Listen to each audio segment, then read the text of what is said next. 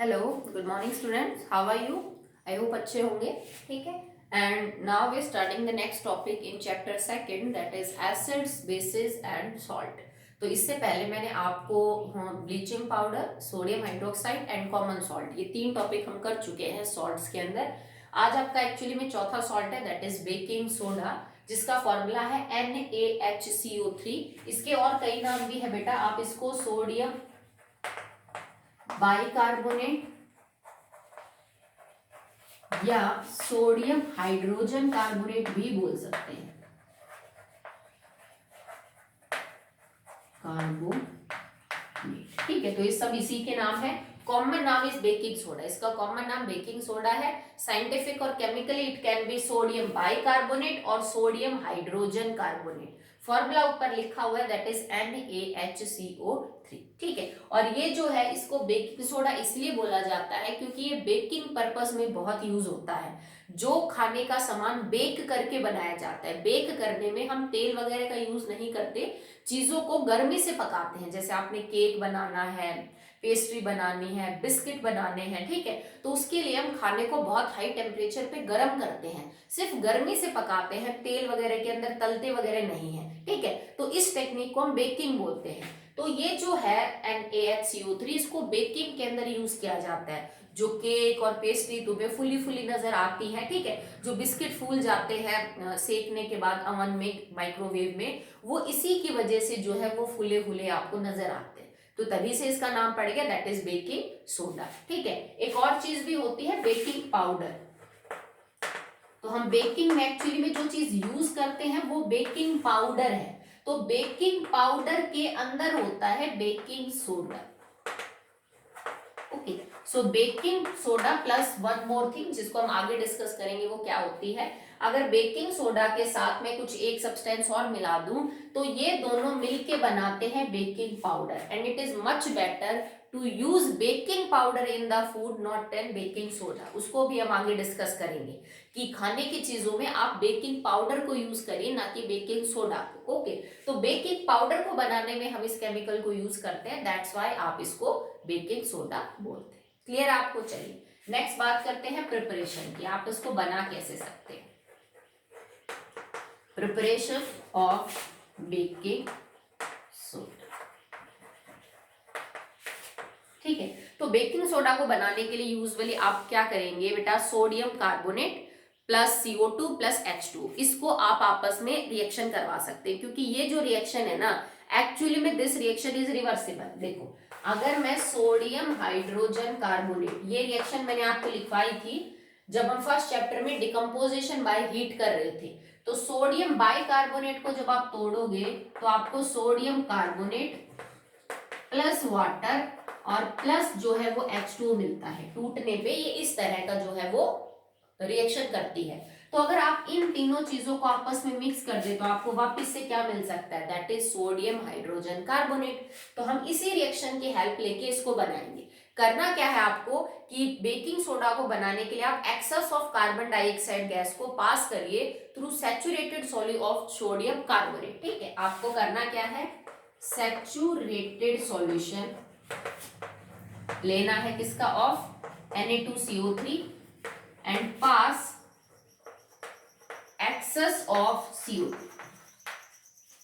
Saturated solution of sodium carbonate का मतलब sodium carbonate जो कि एक व्हाइट कलर का पाउडर है, उसको पानी में तब तक घोलिए जब तक कि वो और घुलना बंद ना हो जाए.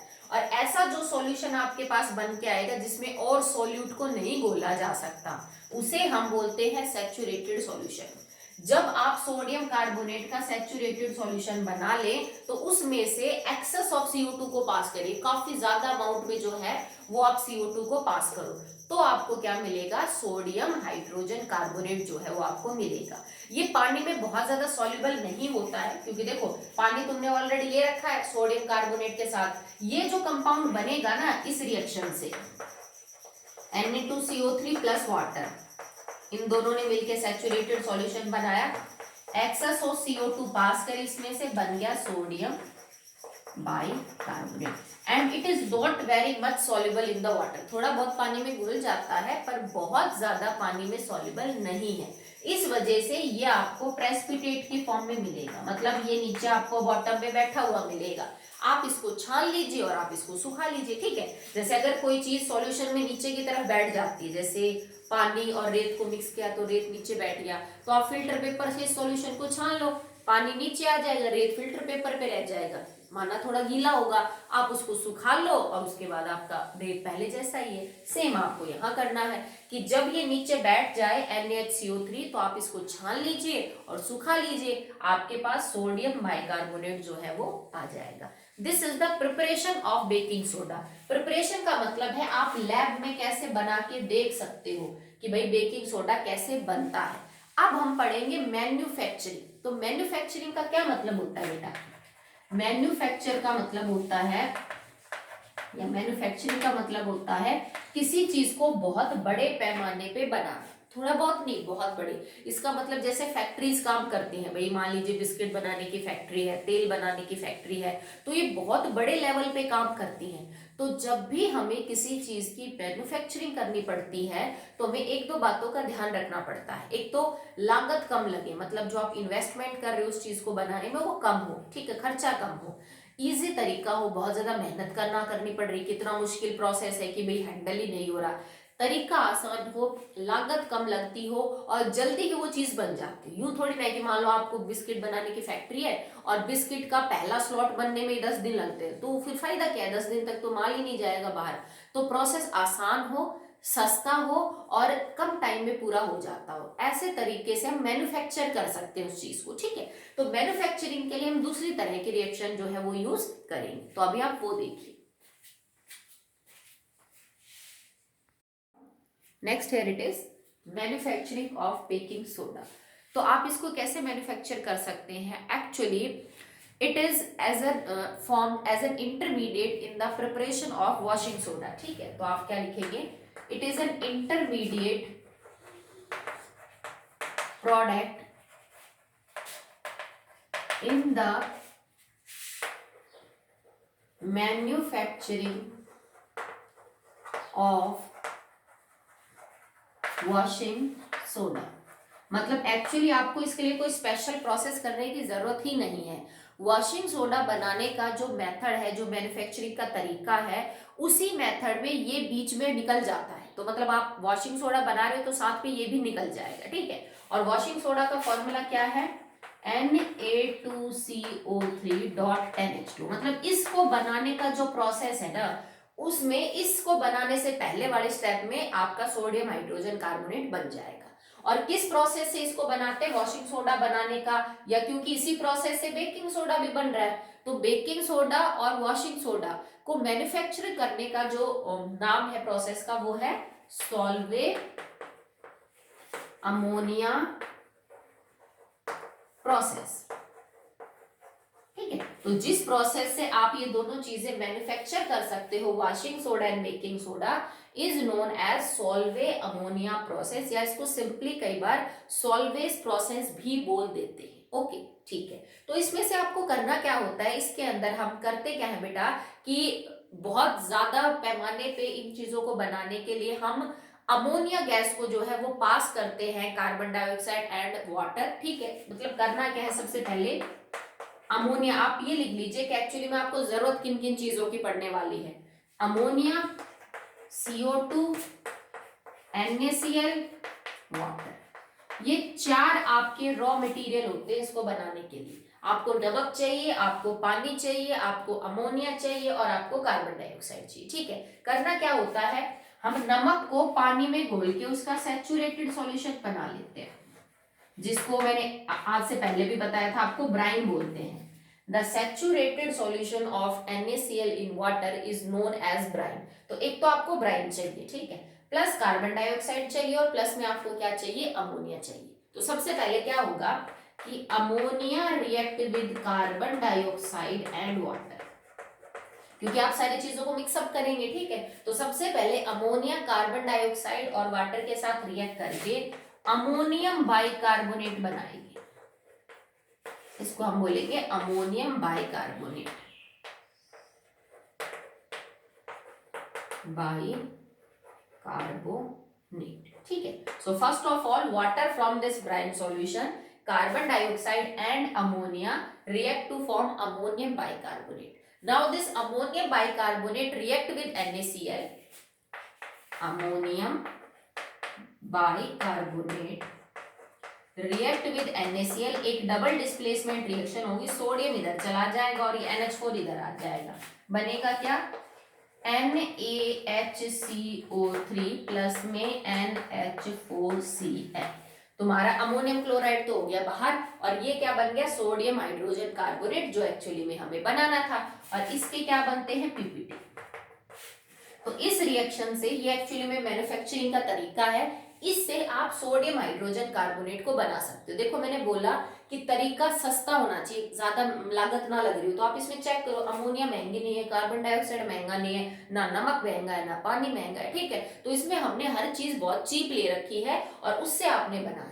अब अगर आपको वॉशिंग सोडा बनाना है, क्योंकि मैंने बोला ये तरीका तो वॉशिंग सोडा को बनाने का है, तो एक रिएक्शन और यूज कर लो। करना क्या है, इस बने हुए को आप पीपीटी है इसको बाहर निकालो, फिल्टर पेपर से साफ कर लो, सुखा लो, और अब इसको हीट कर दो। अगर तुम इसको हीट करोगे तो क्या बन जाएगा Na2CO3 plus CO2 plus H2, तो आपको यहाँ से Na2CO3 मिल गया सोडियम कार्बोनेट। इसको बाहर निकालने के बाद इसकी पानी के साथ रिएक्शन करवा दो तो ये 10 वाटर मॉलिक्यूल को एब्सॉर्ब कर लेगा, बन जाएगा वॉशिंग सोडा, ठीक है। तो एक्चुअल तरीका तो इसको बनाने का है, पर इससे बनने से पहले एक रिएक्शन पहले आपका बेकिंग सोडा जो है वो बन जाता है, that is NaHCO3 and it is not very much soluble, it is sparingly soluble. Sparingly soluble का मतलब है जो चीज बहुत कम घुलती हो, ज्यादा ना घुलती हो, और थोड़ा सा घुल के सैचुरेटेड सॉल्यूशन बना देती हो। जैसे मान लो एक बाल्टी पानी में अगर आप 1 चम्मच कोई चीज घोलो और 1 चम्मच ही घोले, बस दूसरी ना घुल पाए और वो सैचुरेटेड सॉल्यूशन बढ़ जाए,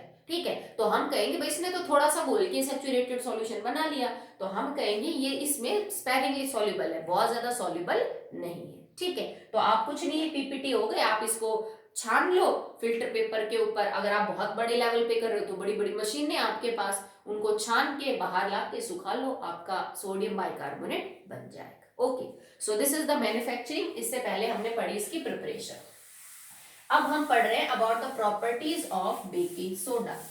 फिजिकल क्या है, केमिकल क्या है, रिएक्शन कैसे होती है, और फिर इसके यूज भी इंपॉर्टेंट है बेटा। तो सबसे पहले about properties.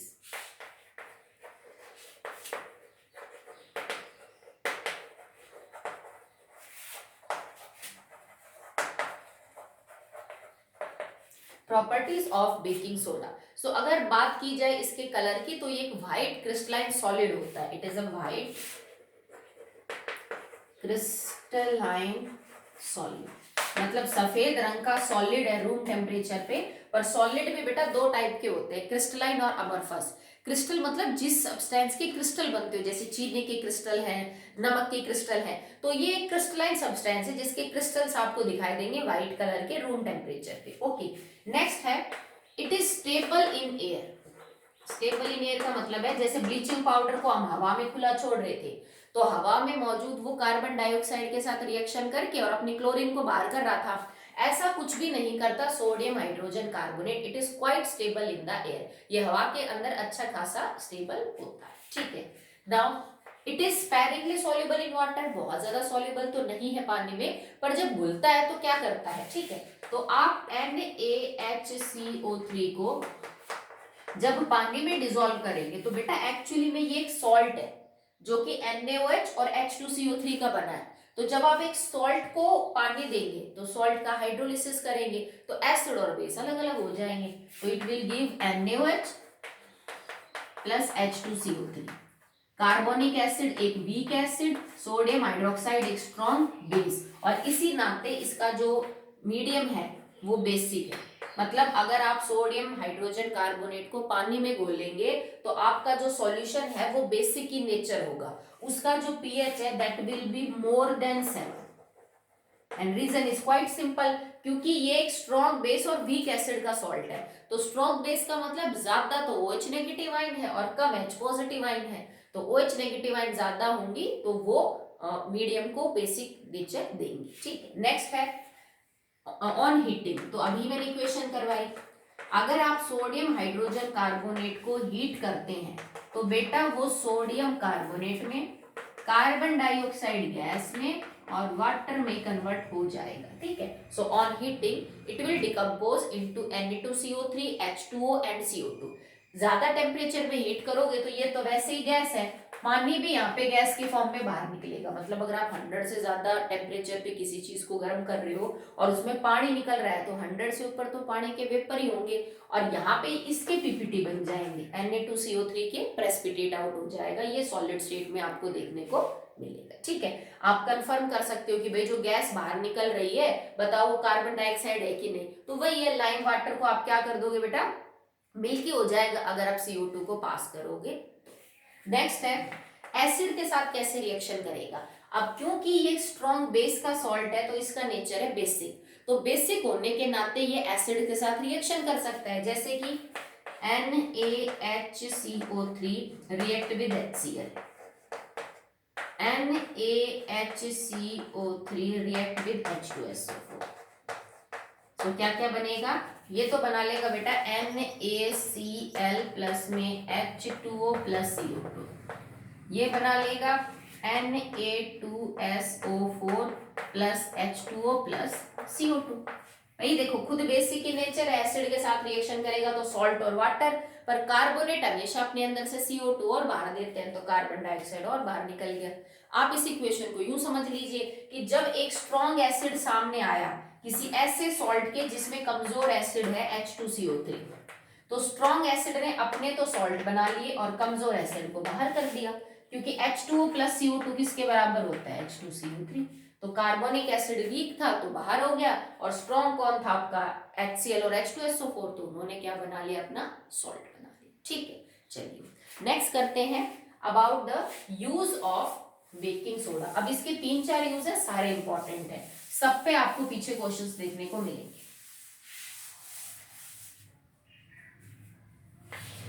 Uses, so uses में फर्स्ट है, बहुत इंपॉर्टेंट है, कई बार इसको पूछा जा चुका है, एज एन एंटासिड।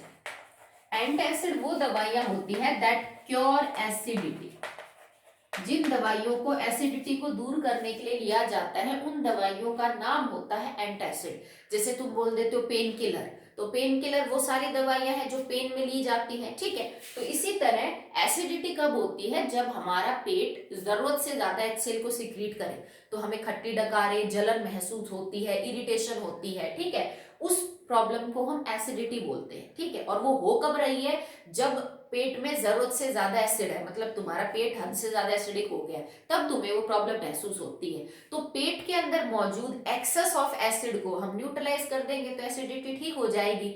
और न्यूट्रलाइज करने के लिए हम ऊपर से कोई कमजोर बेस ले सकते हैं, बहुत ज्यादा स्ट्रॉन्ग बेस नहीं ले सकते, क्योंकि अगर आपने बहुत ज्यादा स्ट्रॉन्ग बेस लिया तो वो आपके स्टमक को एल्कलाइन बना देगा, बेसिक, ठीक है। मान लो थोड़ा सा एसिड ज्यादा हो गया था, तुम्हारे पेट में एसिडिटी हो गई, तुमने उसको ठीक करने के लिए NaOH ले लिया, तो NaOH उस HCl को तो न्यूट्रलाइज कर देगा पर खुद पेट को बेसिक बना देगा, जिस वजह से फिर आपका डाइजेशन प्रॉपर नहीं होगा, ठीक है। तो रिएक्शन क्या होती है, जब आप बेकिंग सोडा को लेते हो और पेट के अंदर HCl एक्सेस में हो रहा है, तो अभी हमने इक्वेशन करी, it will form NaCl plus H2O plus CO2।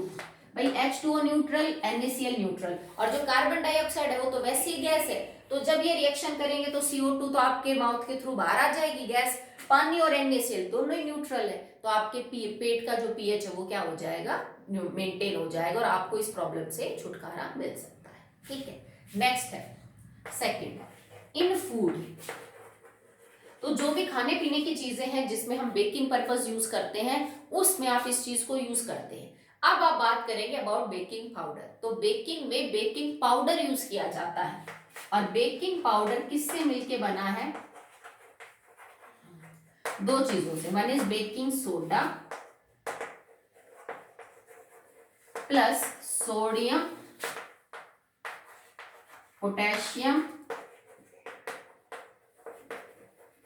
tar okay, so actually baking soda is mixed with sodium potassium tartrate, और इस दोनों के मिक्सचर को हम क्या बोलते हैं बेटा, बेकिंग पाउडर। इसको यूज किया जाता है, अगर आप खाने में सिर्फ बेकिंग सोडा यूज करोगे तो प्रॉब्लम हो सकती है, आपका खाना जो है वो थोड़ा कड़वा हो सकता है, तो इस प्रॉब्लम को दूर करने के लिए हमने इसमें ये ऐड किया है। क्या होता है बेटा, ये टार्टरिक एसिड का सॉल्ट है।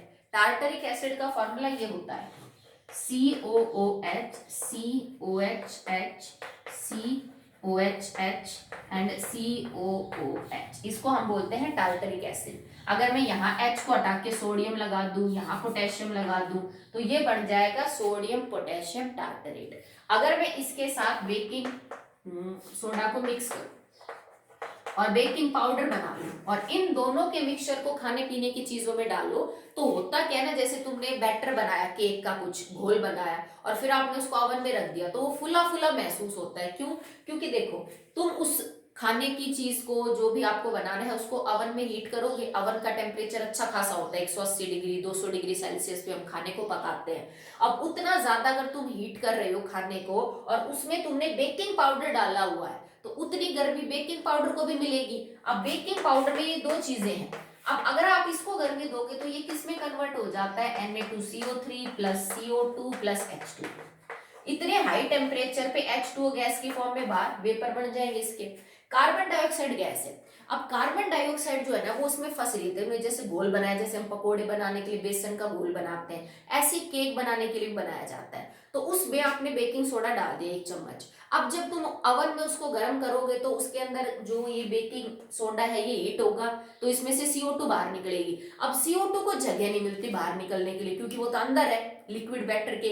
अब उसको जगह नहीं मिलती ना, तो वो पूरे लिक्विड को ऊपर उठा देता है। और जब भी तुमने ब्रेड देखी होगी, पेस्ट्री, केक देखा होगा, उसमें छोटे छोटे छेद होते हैं ना ब्रेड के बीच में, वो कार्बन डाइऑक्साइड की वजह से ही बनते हैं। वो कोई डिजाइन नहीं है बेटा जो उसमें छेद आ रहे हैं। वो छेद कब बने, जब CO2 जबरदस्ती उस चीज से बाहर निकलने की कोशिश करती है। ठीक है, क्योंकि जब तुमने लिक्विड घोल बनाया तो उसके अंदर सोडियम बाइकार्बोनेट था, हीट करने पे वो टूट गया, उसमें से CO2 बाहर निकली, तो CO2 बाहर निकलने की कोशिश करती है, क्योंकि अब वो गैस है, गैस रुकती थोड़ी ना, वो तो प्रेशर लगाती है। और जब वो बाहर निकलने की कोशिश करती है तो वो सारे लिक्विड को ऊपर उठाती हुई चली जाती है, और तब आपको वो जो है ना, ये छोटे छोटे छेद से ब्रेड और केक के अंदर जो है वो क्या आते हैं बेटा, नजर आते हैं। ठीक है, तो इस नाते आपका जो केक है, कोई चीज फुली फुली हुई तब बन जाती है। ओके, पर अगर आपने सिर्फ ये लिया तो तुम्हारे खाने में Na2CO3 भी है, और Na2CO3 अगर खाने में रह गया, क्योंकि ये तो सॉलिड स्टेट में है, ये तो गैस की फॉर्म में जाएगा नहीं,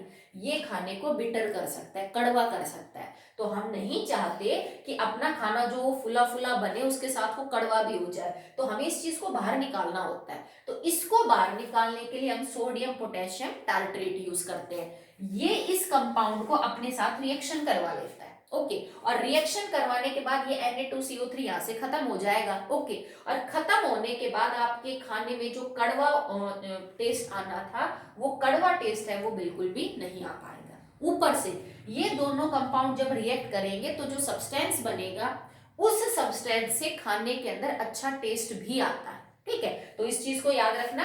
बेकिंग सोडा तो मेन काम करेगा ही, पर इस कंपाउंड का काम क्या है, बेकिंग सोडा के हीट करने के बाद जो Na2CO3 बनेगा उसको कंज्यूम करना, क्योंकि अगर ये खाने में रह गया तो ये खाने को क्या कर देगा, कड़वा कर देगा। तो सोडियम कार्बोनेट को बाहर निकालने के लिए हम सोडियम पोटेशियम टार्टरेट को यूज करते हैं। इन दोनों के कॉम्बिनेशन को बेकिंग पाउडर बोलते हैं। This is only baking soda. तो ये इसका सेकंड इंपॉर्टेंट यूज था जिसको अक्सर पूछा जाता है। ठीक है, अब इसका थर्ड यूज देखिए, last. The next use is one more thing बेटा, जैसे मैंने लास्ट में आपको बताया कि सोडियम पोटेशियम टार्टरेट यूज करते हैं। कई बार हम सोडियम पोटेशियम सिट्रेट भी यूज कर लेते हैं, मतलब टार्टरिक एसिड की जगह सिट्रिक एसिड का सॉल्ट भी आप यूज कर सकते हो। थर्ड यूज है फायर एक्सटिंग्विशर के तौर पे, मतलब आग बुझाने के लिए भी हम बेकिंग सोडा का यूज करते हैं। और वो जो फायर एक्सटिंग्विशर है वो किस प्रिंसिपल पे काम करता है, ये नहीं कि सिर्फ कार्बन डाइऑक्साइड आग बुझाती है। तो हम करते क्या है, हमारे पास एक बड़ा सा मान लीजिए सिलेंडर है, ठीक है, उसके अंदर हम एक छोटा सिलेंडर रखते हैं, एक बड़ा सिलेंडर और उसके अंदर एक छोटा सिलेंडर। ठीक है, जो छोटा सिलेंडर है उसमें होता है सल्फ्यूरिक एसिड H2SO4, और बड़ा वाला जो कंटेनर उसके अंदर होता है बेटा सोडियम बाइकार्बोनेट, ओके, NaHCO3। और इनको ना एक इनका कॉमन नोजल होता है एक्चुअली, मतलब फिलहाल जो नोजल बंद होता है तो फिर ये दोनों सॉल्यूशन अलग अलग होते हैं और ये आपस में मिक्स नहीं हो पाते। ठीक है, सिंपल सी चीज ये है, एक बड़ा कंटेनर है सिलेंडर जिसमें NaHCO3 है, उसके अंदर एक छोटा कंटेनर फिट कर रखा है जिसके अंदर H2SO4 है। अगर ये ऐसे ही है तो इनका नोजल इस तरह से होता है कि दोनों सॉल्यूशन आपस में मिक्स नहीं हो पाते। जब आपको इसको यूज करना है तो हम इस नोजल को यहाँ से तोड़ देते हैं, मतलब जैसे सील तोड़ दी। अब नोजल को तोड़ते ही ये जो नोजल बाहर किया, उसके बाद जब हम इसको हिलाएंगे ना तो ये अंदर का सॉल्यूशन और ये वाला सॉल्यूशन आपस में मिक्स हो जाते हैं। ठीक है, सिंपल वर्किंग है बड़ी ही, कि जब तक वो ऊपर नॉब लगा हुआ है, ढक्कन लगा हुआ है, तब तक दोनों सॉल्यूशन अलग अलग है। आप जैसे ढक्कन को हिला के सिलेंडर को यूं मतलब हटा के सिलेंडर को हिलाएंगे तो ये दोनों सॉल्यूशंस आपस में मिक्स हो जाएंगे। और अगर ये दोनों सॉल्यूशन मिक्स होंगे तो क्या होगा, NaHCO3 H2SO4 के साथ रिएक्शन करेगा to form Na2SO4 plus H2O और प्लस CO2।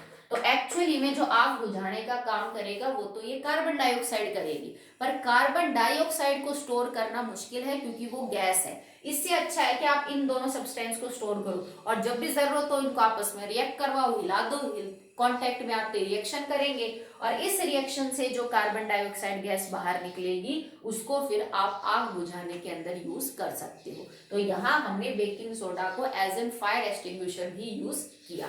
एक और भी यूज है इसका, जो मिल्कमैन करते हैं, जो दूधी होते हैं बेटा, वो अपने दूध को गर्मियों में थोड़ा लंबा टाइम तक चलाने के लिए, खराब होने से बचाने के लिए उसमें थोड़ा सा baking powder add, baking soda जो है वो ऐड कर देते हैं। जैसे मान लो गर्मियों में जल्दी दूध खराब होता है, यूं तो है नहीं बेटा वो साथ फ्रिज लेके घूमते हैं, मान लीजिए अपनी कैंस में उनको 5 घंटे तक दूध को डिलीवर करना है, तो ज्यादा गर्मी के टाइम में वो दूध खराब हो सकता है। तो अपने दूध को खराब होने से बचाने के लिए, लंबे टाइम तक थोड़ा चलाने के लिए वो इसमें थोड़ा सा बेकिंग सोडा डाल देते हैं। और बेकिंग सोडा डालने से होता क्या है बेटा, कि जो मिल्क का पीएच है ना वो 6.6, प्योर मिल्क का। मिल्क खराब कब होता है भाई, दूध फटता कब है, जब ये लैक्टिक एसिड में कन्वर्ट हो जाता है। भाई जब दूध में लैक्टिक एसिड बनने लग जाएगा तो दूध खट्टा हो जाता है, खराब हो जाता है। इसका मतलब अगर पीएच 6.6 से कम हो गया तो तुम्हारा दूध खराब हो जाएगा, हो गया ठीक है। और उसको टाइम लगता है, हो सकता है 5 घंटे बाद 6.6 से नीचे जाता हो पीएच। अगर तुम इसमें थोड़ा सा बेकिंग सोडा डाल देते हो तो मतलब तुमने इस पीएच को थोड़ा ज्यादा बेसिक कर दिया, क्योंकि 6.6 पीएच था, थोड़ा सा न्यूट्रल के पास था। तुमने इसमें कोई बेसिक चीज डाल दी दूध में, तो अब जो पीएच है वो बेसिक हो गया, मान लो 7.6 हो गया पीएच। अब खराब कब होगा, जब तुम्हारा लैक्टिक एसिड बनेगा। और मैं सिर्फ समझाने के लिए बता रही हूँ कि मान लो 6.6 से पीएच जब 5 हो जाएगा तो लैक्टिक एसिड बन जाएगा, और 6.6 से 5 होते तुम्हारा दूध खराब, और इसको होने के लिए मान लो 5 घंटे लगते। अब तुमने बेकिंग सोडा डाल के इसका पीएच 7.6 कर दिया दूध का, तो अब 7.6 को 5 पीएच तक पहुंचने में टाइम ज्यादा लगेगा। मान लो इसको यहाँ पे 7 घंटे लगे, तो दूधिये ने अपना जो दूध है वो 2 घंटे ज्यादा सेफ रख लिया ना। तो वो इसी प्रिंसिपल को यूज करता है अपने दूध को थोड़ा लंबे टाइम तक चलाने के लिए। ऐसा नहीं है कि बहुत ज्यादा डाल दोगे तो बहुत ज्यादा लंबे टाइम तक चलेगा, यूं नहीं, पर गर्मी के मौसम में थोड़ा जल्दी खराब होता है तो वो अपने फायदे के लिए ऐसा करता है। ठीक है, so that will be all in the baking soda, हमने कंप्लीट कर लिया है। नेक्स्ट आपका जो सॉल्ट है दैट इज वॉशिंग सोडा, जिसको हम नेक्स्ट वीडियो में करेंगे। ओके।